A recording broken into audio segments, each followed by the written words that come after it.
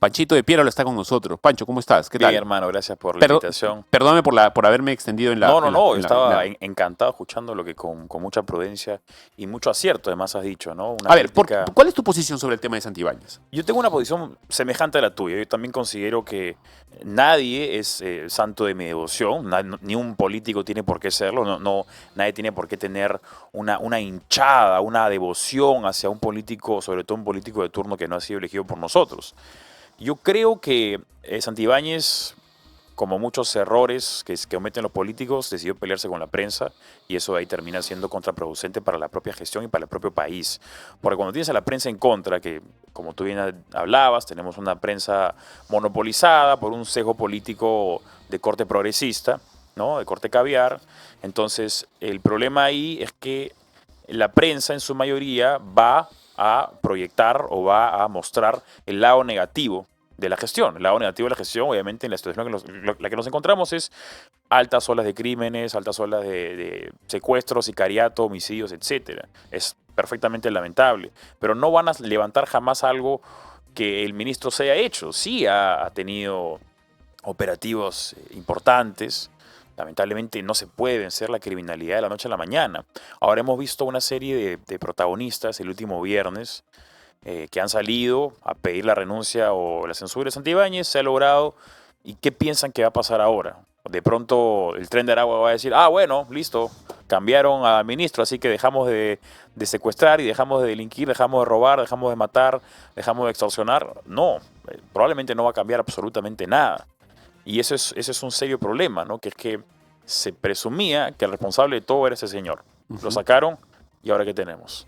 Tenemos la realidad peruana, que es que mientras tengamos a instituciones peleadas, como tú bien has dicho, solamente que yo considero que la institución que más daño le hace al país en este momento es la politizada Fiscalía del Perú, que justamente estaba revisando en lo que va del año 1800 delincuentes que habían sido detenidos por la policía en flagrancia han sido liberados por la propia Fiscalía. ¿Por qué hacen eso? ¿Por qué tenemos una ley que es tan permisiva con los criminales y que no protege a los policías? Yo he conversado con muchísimos policías, como seguramente tú también lo has Sí. hecho, y coinciden en que no pueden hacer su chamba. Imagínate lo difícil que es eso. Estamos los peruanos contando con la efectividad de los policías para poder hacer su trabajo de la mejor manera posible. Pero ellos, temerosos a una represalia judicial, no pueden hacer su trabajo de manera adecuada. No pueden dispararle a un delincuente porque va a salir un progresista, un ONGero, un caviar a decir, momentito, ¿y los derechos humanos? Entonces estamos tan ensimismados y tan preocupados por los derechos humanos de los delincuentes. ¿Cómo puede hacer el policía su trabajo? Si aparte de eso, criminalizas al policía por los últimos 25 años, porque lo llamas corrupto, lo llamas ladrón, lo llamas de todas las maneras posibles y lo conviertes a él en el enemigo del pueblo, ¿cómo puede hacer su trabajo si no tiene respaldo ni político, ni tiene respaldo de la sociedad civil? Entonces estamos ante una institución que está muy, pero muy golpeada y es la institución que menos golpeada debería estar. Es la institución que todos los peruanos deberíamos alzar, deberíamos enaltecer. La policía fue el primer batallón, la primera línea en contra de la lucha contra el terrorismo. La vida que tenemos los peruanos el día de hoy, la libertad también, incluso la libertad para dar estupideces, es gracias en parte a la Policía Nacional del Perú, que nos salvó de la garra del terrorismo. Y lamentablemente mucho peruano con memoria a corto plazo, mucho peruano con amnesia, mucho peruano indolente, ¿no? Mucho peruano injusto, que hace un recuerdo muy selectivo de los últimos 30 años y se olvida justamente a quién debe dar las gracias y se olvida verdaderamente lo que pasó en nuestro país y se está olvidando de cuáles son las problemáticas de este momento. Veía también, como tú bien decías, a actores, artistas, ¿no? Que fueron a la marcha y la República saca una nota diciendo, Yajaira Plasencia dice que la marcha no es politizada. Ok, ella dice que no es politizada, pero tú la estás politizando, pues la República, la estás politizando al decir que no es politizada. La República piensa que la gente no se da cuenta de su discurso totalmente tergiversado. Lo mismo ha hecho Huayca, el comercio también, ¿no? Perú 21 también, como tú bien dices, le tengo mucho cariño a Perú 21, le tengo mucho Yo cariño. también, yo he trabajado ahí. Chicho también, a Chicho Venezuela le tengo mucho cariño, pero la verdad es que yo creo que están yendo por el lado equivocado, güey. Y eso va a traer consecuencias. Creo que los periodistas, quizá por el... A ver, ¿cómo razona un periodista a la hora de hacer eso? Yo no creo que los chicos que recién están comenzando en La República o en El Comercio o en RPP están politizados. Pero, ¿cómo ¿Cómo se razona Yo- a la hora de levantar una noticia o no? Yo he identificado una ruta de guía para el éxito en diferentes aristas de la cultura. A ver. Como hemos mencionado acá ya varias veces. Comencemos por un medio de comunicación. Claro, pero para ponerlo un poco en términos sencillos, ¿no? Como explicaba, como hemos dicho varias veces, la cultura tiene tres grandes aristas que forjan la cultura y consecuentemente mueven políticamente a la población, que tienes las artes, los medios de comunicación y la academia. Estas personas están enquistadas en esos tres espacios. Desde la academia forjan a los chicos desde jóvenes en las universidades para no enseñarles a pensar, sino para enseñarles qué cosa pensar, en los medios de comunicación, que son presuntamente los encargados de contar a la población lo que está pasando, o sea, los creadores de la realidad, ya no compiten por quién cuenta la realidad, sino compiten por quién opina mejor sobre la realidad. Ya como la información se adquiere prácticamente en vivo, porque tú puedes estar en redes sociales y de pronto me dices ahorita, oye, acaba de fallecer esta persona. Lo viste en redes sociales porque alguien lo publicó en el momento. Ya no tienes que esperar a la noche para enterarte de las movidas o de las vicisitudes del plano internacional para que te lo cuente un periodista porque tú ya lo supiste. Entonces la competencia en el presente ya no es acerca de quién dice todo más rápido o quién te cuenta las cosas, sino quién te da la opinión acerca de las cosas. Quién le pone el mejor sesgo, el mejor lente politizado a la realidad. Ese es, a mi parecer, el tema. Entonces, yo he encontrado que la ruta de guía para estas tres aristas, las artes, la academia y los medios de comunicación, es seguir un discurso políticamente correcto. Nadie quiere una persona con un discurso disonante, porque puede representar conflicto, representa peligro. Y en el discurso políticamente correcto yacen los valores o la ausencia de valores progresistas. ¿Así también piensan los chicos que están comenzando? ¿Los pequeños periodistas que se están Yo- abriendo, yo- queriendo abrir ese camino? Imagínate tú, entras a una sala de prensa, eres un redactor junior y ves que el pensamiento al unísono básicamente está llegando a la misma dirección. Entonces tú dices, si me abro una línea distinta, me van a llamar la atención, no van a subir mis columnas, Ya, pero van a criticarme. entonces Entonces, no te dediques al periodismo, quedo sin dedícate a chamba. otra cosa. Me quedo sin chamba, pero la gente tiene que... A ver. Al final del día la gente tiene que comer. Entonces, Pancho. el pata dice, o puedo ser un revolucionario y hacer mi propio medio, o lamentablemente tengo que bajar la cabeza Entonces, y tengo ¿qué que pagar hacer? las cuentas. Ya no es periodismo eso. Bueno, es un periodismo, pero el problema es que el periodismo está monopolizado. Es un volteador de noticias, es nada un más. volteador de noticias, pero está monopolizado hacia un lado del espectro político, lo cual genera una oportunidad para todos aquellos que tenemos una opinión disonante de la corrección política, porque traemos un mensaje refrescante. Ya, yo tengo dos opiniones ahí. A ver. La primera es una muy positiva, estoy muy feliz por un lado, de que eso ocurra, porque la verdad la competencia te la achica a Sí. cero prácticamente. Sí. O sea, no hay nadie que esté, o casi no hay nadie que esté realmente poniéndose en el medio, porque el periodista no es alguien que piensa para un lado, ni es alguien que piensa para el otro, pese al sesgo que puedas tener. Sí. O sea, yo tengo un sesgo, yo soy cristiano, entonces mi sesgo es ese.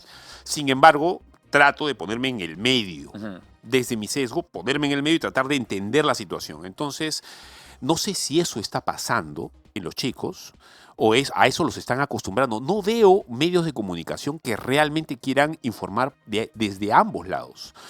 Yo siempre le pido a los chicos acá en Betel que se Sí. pongan en el medio en esos casos tan especiales. Esa es mi posición, de optimismo por ese lado. Pero por otro lado, estoy súper preocupado por el tipo de periodistas que van a tener que tratar de entender la realidad en los años que vienen. Los que están comenzando ahora no están acostumbrándose a esa posición de periodista, de ponerse en el medio. No los están acostumbrando a eso. Yo creo que el periodismo en ese sentido ya murió y no veo una luz al final del camino donde se debe resurgir. Hace un rato justamente que estaba conversando con Miklos, él esbozaba ese término como maquiavelismo mediático, como es que la gente está desesperada tanto por la atención que está dispuesta a hacer lo que sea por unos cuantos likes o unas cuantas vistas en redes sociales. Ahora llevemos eso al plano periodístico, al plano informativo.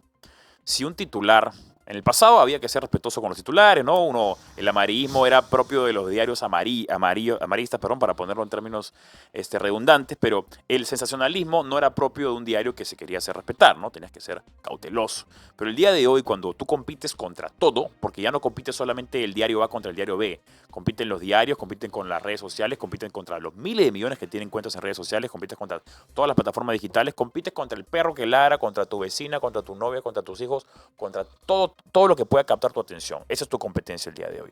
Entonces, un diario que solamente quiera esbozar la verdad o la realidad, sin ninguna connotación política, no va a jalar la atención, porque del otro lado va a haber una persona que te cuenta las noticias con una ahínco, con una fortaleza o con una opinión, con una tendencia que hace que cautives a más audiencia. Y al fin y al cabo, esto de acá es una guerra de audiencias. ¿Quién capta más la audiencia? Ya no se trata verdaderamente de si lo que estás diciendo es lo mejor, lo más puro, lo óptimo. No, idealmente las personas deberían solamente ser llamadas atención, por su atención por aquello que es rico para el alma, ¿no? Cultivar el alma como presuntamente la cultura debía ser. Pero en el día de hoy simplemente nos gana aquello que capta nuestra atención de manera más fácil.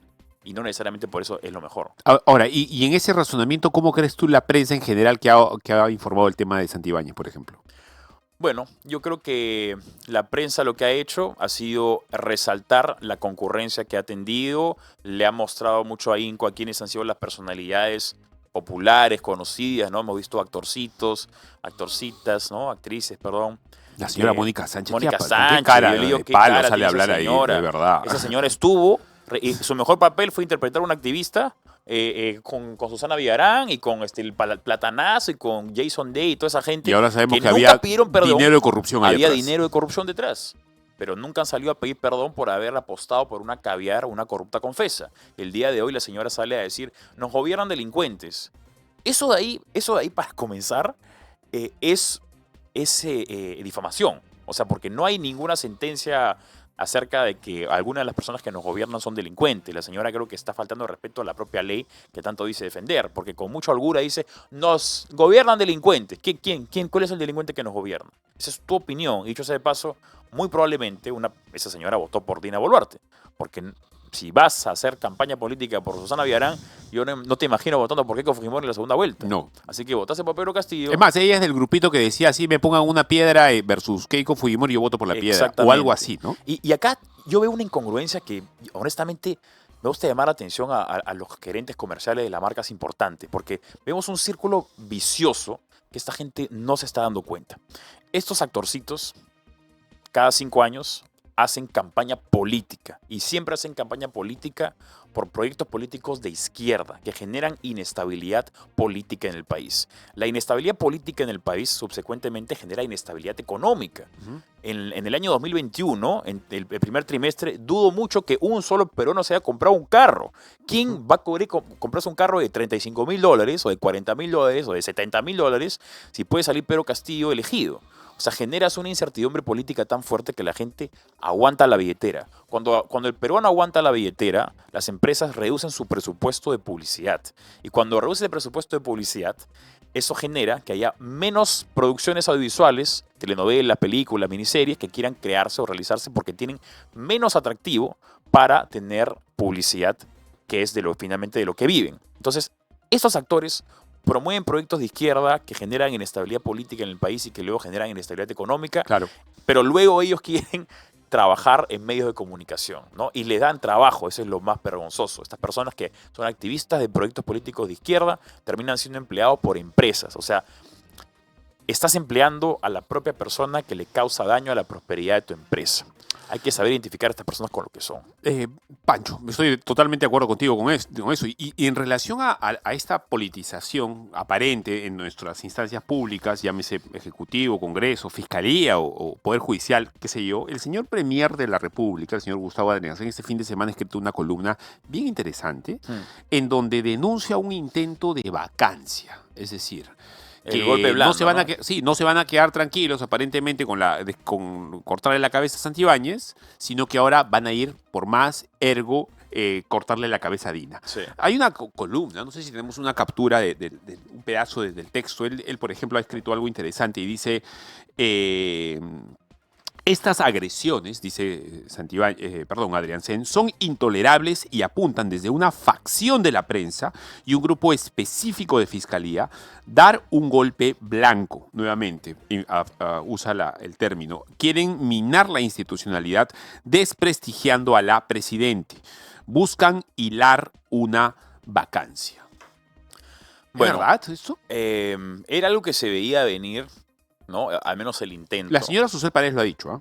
Hace 2 Claro, días ha dicho que quiere una moción de quiere una vacancia. moción de vacancia. Y sí. justamente veía una persona en redes sociales publicaba, ¿no? Que ya se está tratando de presidencializar a Susel Paredes. La han entrevistado en Deutsche Welle, la han entrevistado en diferentes medios internacionales, como Sería muy para... bueno, de verdad. Sería espectacular. O sea, una de las mejores cosas que le ha pasado a los caviares es Susel Paredes desde la perspectiva mía, o sea, de un conservador. O sea, Ya. porque le hace un daño a esa señora.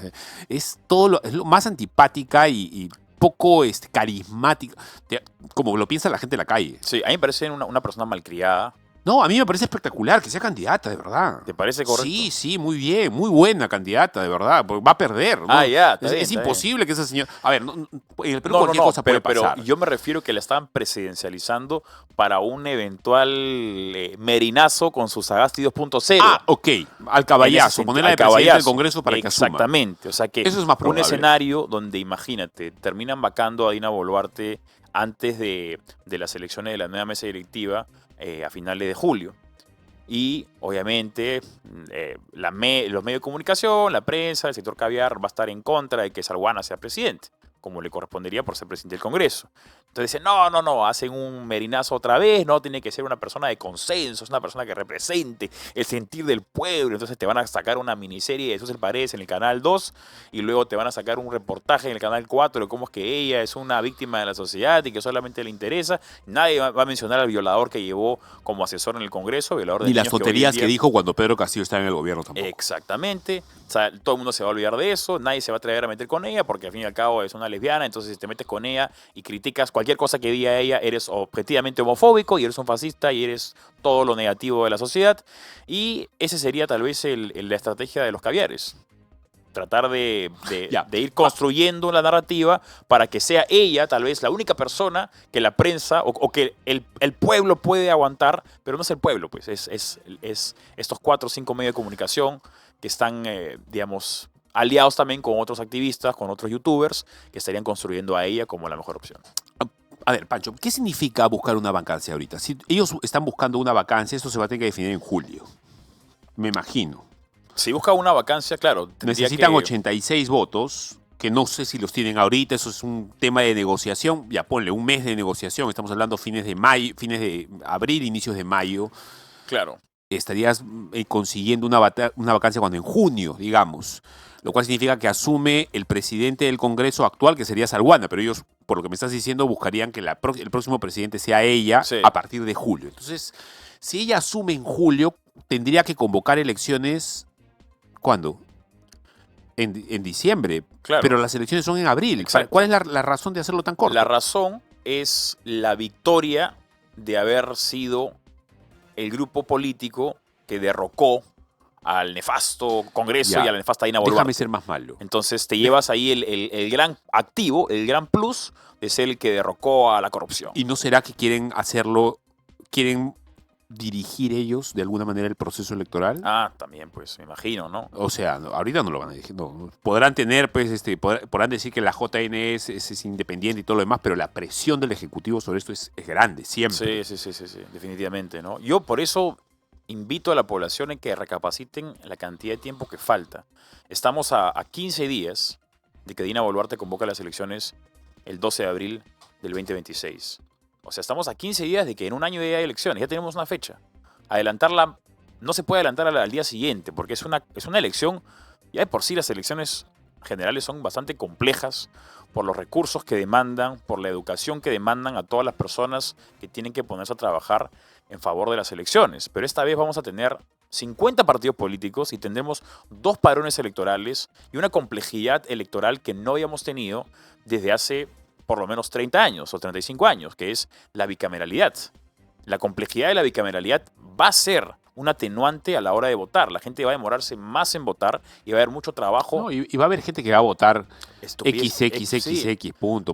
o va a votar 5 veces por lo mismo. Va a haber mucho voto de arrastre también. No, ¿ah? y va a haber mucho voto viciado, no por convicción, sino por omisión. Porque la gente va a pensar que está votando bien, pero como son tantas cosas, terminas votando de manera equivocada y se te arruinó todo el padrón electoral. Entonces, teniendo en cuenta la naturaleza tan compleja de estas elecciones generales, es muy imprudente que se quieran adelantar, más aún cuando el adelanto puede hacer que ganar 3 meses, 2 meses, o sea, No, nada, más no se puede nada, hacer. porque la diferencia entre que las elecciones sean en diciembre o en enero a que sean en abril es nada. Es nada, es nada, es nada. Y el tema es, todavía ni siquiera tenemos alianzas establecidas entre los partidos. Creo que la fecha límite es mayo, aunque se está buscando postergar para agosto, pero no tenemos alianzas establecidas. Los partidos políticos todavía no tienen ellos ni la plancha presidencial, porque no ha habido las primarias, tampoco tenemos los candidatos a diputado y a senador que necesitan todos los partidos políticos. Estamos hablando de 50 partidos políticos, eso es un montón. Si se hace al caballazo, es incluso peor, porque los partidos políticos en su desesperación por llenar los espacios, porque no es no es fácil llenar los espacios cuando se ha normalizado que todos los políticos son una porquería. ¿Quién va a querer sumarse al sector público? Entonces, es un trabajo difícil. Y si tienes menos tiempo para llenar las listas, tendremos a gente con menor calidad para hacer política, que puede entrar al Congreso. Puede entrar al Congreso. Pancho, el presidente del Congreso, el señor Eduardo Salguana, le respondió a Adrián Sen después de la columna que se escribió. Escuchemos lo que dijo. Vamos a ver.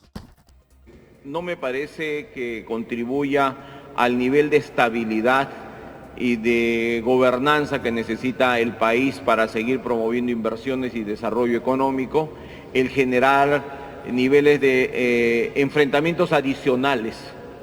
Yo creo que hay que entender que los gobiernos y el país, para normalizarse y ser un país que se camina de manera firme al desarrollo, primero que hay que cumplir los plazos constitucionales, hay que cumplir la ley. Y lo que dice la Constitución es que el plazo presidencial es de 5 años. Y creo que cualquier voz distinta a ello tiene que ser, no tiene que ser aceptada, tiene que ser rechazada. Y eso incluye no solamente lo que señala usted, sino además, por ejemplo, lo que ha señalado de una manera no tan, digamos, correcta la congresista Susel Paredes, de que ahora se iría por la vacancia de la presidencia Dina Boluarte. Panchito.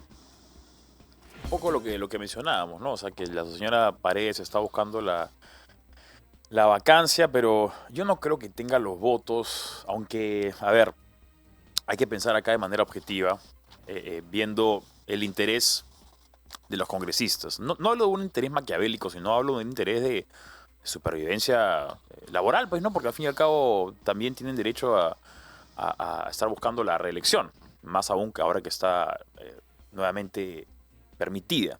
¿Qué cosa le conviene hacer a las bancadas, sobre todo a las bancadas que tal vez no tienen un bolsón electoral ya establecido para poder tener una gran chance en las próximas elecciones? Tienen que sumarse a la corrección política. Por eso es que hemos visto a gente como Pepe Luna Gálvez, el líder de Podemos, que dicho sea de paso, Podemos ya es... ¿Dónde pondrías tú a Podemos, no? Tienes a Chabelita, tienes a Raúl Noblecía, tienes al señor Luna Gálvez, tienes a personas de diferentes proveniencias políticas, ideológicas y morales. Pero en fin, vemos a personajes como el señor de Podemos, que está insistiendo en que hay una vacancia, que hay elecciones adelantadas. Elecciones adelantadas a un año de las elecciones es muy imprudente, ¿no? Pero ¿por qué lo está diciendo? Porque quiere deshacerse del pasivo que representa el Congreso y la continuidad de Dina Boluarte, que en este momento, gracias justamente a la prensa caviar, se ha convertido en peor que ser un leproso. Ahora, un eventual gobierno caviar nuevamente, porque eso es lo que está buscando la progresía, volver a tomar el ejecutivo que no lo tienen. ¿Va a poder gobernar? ¿Se va a poder gobernar el país así? ¿Está en las mismas circunstancias que lo que trajo el Merinazo? Es decir, ¿es el mismo país? A ver, mi lectura por un lado ahí es que si vuelve un gobierno caviar, lo primero que van a hacer es que vuelva la mermeladita. Entonces vas a tener a tus aliados en los medios de comunicaciones, vas a tener a tus aliados también en diferentes ONGs. Al haber capturado nuevamente el Poder Ejecutivo, tienes control en ministerios como Ambiente, Mujer, Cultura, Desarrollo, Inclusión Social, ahí tienes un gran presupuesto para las asesorías, y al fin y al cabo las asesorías se las pasan a las ONGs que en la práctica sabemos que no son organismos sociales, sino son políticos, o parapartidarios, que le hacen campaña o le hacen promoción, le hacen proselitismo al partido de turno, al partido que le corresponda para su propio beneficio y continuidad económica. Entonces, Esas serían las estrategias. Ahora, el gran problema también está en que históricamente la derecha no ha sido muy prudente o muy proactiva a la hora de querer salir a marchar y salir a protestar, sino que, Es que no es el ethos de la derecha, digamos, Exacto, pues, ¿no? exactamente, No ha sido pues, ese ¿no? nunca. Bueno, aunque en la época de Castillo hubo algunas marchas interesantes, ¿sabes? Las que creo que varios asistimos, aunque ahí ya... Bueno, la marcha por la vida, la enorme marcha por la vida y por la familia, la de Exactamente. con mis hijos no te metas, o la del el cardenal Cipriani, etcétera, Sí, sí, fueron sí. multitudinarias. ¿Ah? Multitudinarias. O sea, también creo que está habiendo un cambio de paradigma en cuanto a cuándo salir y cuándo no salir a marchar, ¿no? Pero sí, yo creería que eso es un poco lo que buscarían los caviares, ¿no? Eh, eh, Pancho, Porque saben que no pueden ser elegidos democráticamente. quiero comentar contigo la portada de Perú 21. Vamos A ver, pongamos la portada de Perú 21, por favor, si me ayudan. ¿Sí? La portada de Perú 21 es una portada, me imagino que la entrevista debe haber sido hecha el fin de semana, Sí. al que... A Carlos Álvarez, ¿no? Sí, ya creo que es el próximo, o sea, es el candidato... no, ese es el comercio, la de Perú 21, por favor. Ahí está. Ahí está. El Perú está secuestrado por los criminales. Dice Carlos Álvarez, actor y militante del partido País para Todos, asegura que las bandas delincuenciales ya tienen a sus candidatos. ¿Están levantando un candidato a su preferencia? ¿Perú ¿Crees tú 21? que él es el candidato caviar? Sí, yo creo que se va a convertir en el candidato caviar, aunque él mismo ha dicho en repetidas oportunidades, yo he tenido la oportunidad de conversar con él Sí. y al menos me ha dado a entender que él no es en sí mismo caviar. Pero, a ver, el tema es lo que se conoce como pragmático, ¿no? Acá es un pragmatismo bien amalgamado, perdón, que es como el señor puede que termine siendo lo que sea necesario para lograr la presidencia. Él puede decir que no es caviar y que odia los caviares y todo, pero si en el camino encuentra un nicho que le está dando apoyo, que le está dando luz, que le está dando créditos, yo creo que el señor está dispuesto a ir por ese camino, si es que encuentra que ese es el camino que tiene. Porque si sigue metiéndose con los caviares, ¿no? Si critica a los progresistas, si critica las tonterías de la ideología de género, por supuesto que los caviares no lo van a adoptar como el candidato. Pero yo creo que si tiene un discurso muy parecido al de Milei, como en repetidas oportunidades lo he visto tener, no va a pegar mucho con la izquierda progresista, con el caviar sanisidrino de Lima, ¿no? Ya, pero a ver, Milei tiene seguramente defectos y ha cometido errores, pero los aciertos de Milei es que es un capo en economía. Sí, claro. Carlos Álvarez no es un capo Es en un economía. capo en comedia. Es un capo en comedia. Y el tema es, cuando uno lo escucha a él imitando, es muy elocuente. Pero cuando está imitando, cuando tiene que hablar por sí mismo, la elocuencia se le desvanece un poco. Entonces yo creo que él está entrando a la política con toda la confianza que le permite tener una audiencia, un público gigante aplaudiendo su actuación, su imitación. Pero cuando tenga que ser original y se enfrente contra un político de trayectoria, que tenga un buen dominio escénico, que sea bueno en debates, que sea bueno en oratoria, que sea una persona leída, ahí es donde vamos a ver un Carlos Álvarez, digamos, que no representa o que no tiene esa fortaleza política que sí demanda la posición de presidente de la República. Porque el problema está en que, ya sea Carlos Álvarez o cualquier otro candidato, que no sea verdaderamente parte de un partido cohesionado, vamos a imaginar que logras entrar al Poder Ejecutivo, vas a durar 2 años, 3 años. No vas a tener una cohesión nacional que es necesaria y que solamente puede ser consecuencia de aquellas personas que ingresan al poder con un partido establecido, que tiene instituciones en diferentes partes del país y que sabe cuáles son las alianzas que se tienen que hacer para poder buscar una legitimidad, una continuidad y una estabilidad política y subsecuentemente económica. Yo creo que Carlos Álvarez puede tener muy buenas intenciones y lo felicito por ser un peruano preocupado por las necesidades del país. Pero eso no significa Pero ya hemos que todos tenido tienen eso. Ya hemos tenido gente que supuestamente tenía muy buenas intenciones y que terminó siendo un desastre porque no pasaban de las frases top. Yo veo al señor Carlos Álvarez haciendo una campaña, espero equivocarme, de frases manidas y tópicas. No veo en él ideas o que sea hasta ahora capaz de darnos una idea nueva de cómo Sí. se soluciona el tema. Por ejemplo, me imagino que lo que Perú 21 ha Sí. hecho a la hora de poner en portada es una de las frases más saltantes de la entrevista. No la he leído, pero si la Claro. frase más saltante es hablar sobre los empresarios en el sentido de que encima pagan impuestos, tienen que pagar cupos, está bien, eso es verdad, pero no es una frase para titular.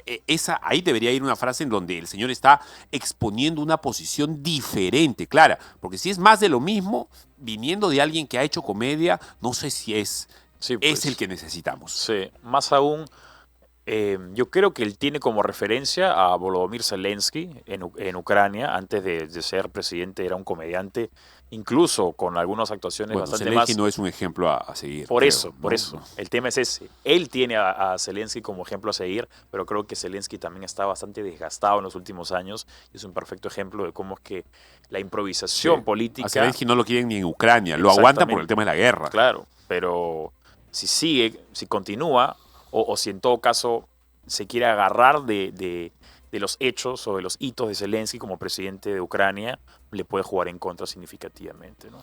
A ver, para terminar, veamos la portada de La República, por favor. Antes y después de La República quiero entrar en un tema contigo particular que es interesante, que quiero conocer tu opinión. A ver, La República, por supuesto, no dice nada de fiscalía y no va a decir nada de fiscalía nunca, jamás.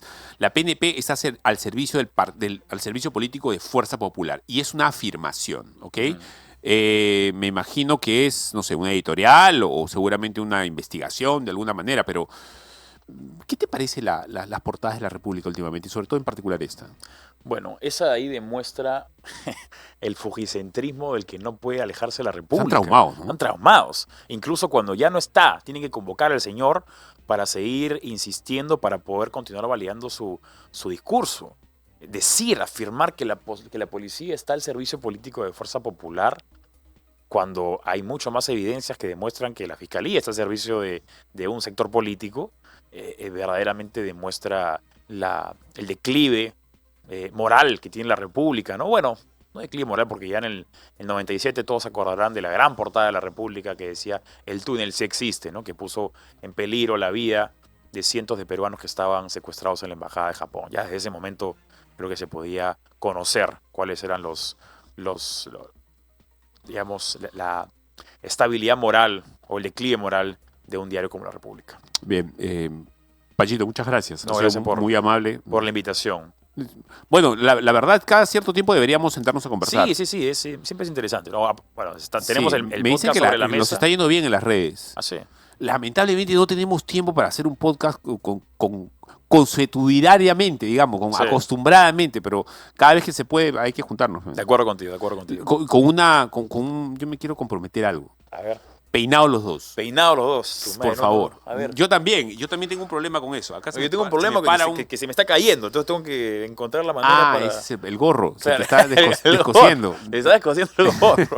Así es, así tengo que meterle minoxidil todos los días para que crezca No nuevamente. funciona eso. Algo me ha funcionado. ha No, funcionado. yo me he echado acá, la verdad, y tengo acá un hueco y acá tengo otro. No me cierra, no termina de cerrarme. Bueno, Pachito, muchas gracias. No, gracias por la invitación, hermano. Bien, Chao, muchas chao. gracias. Dios te bendiga, mi hermano.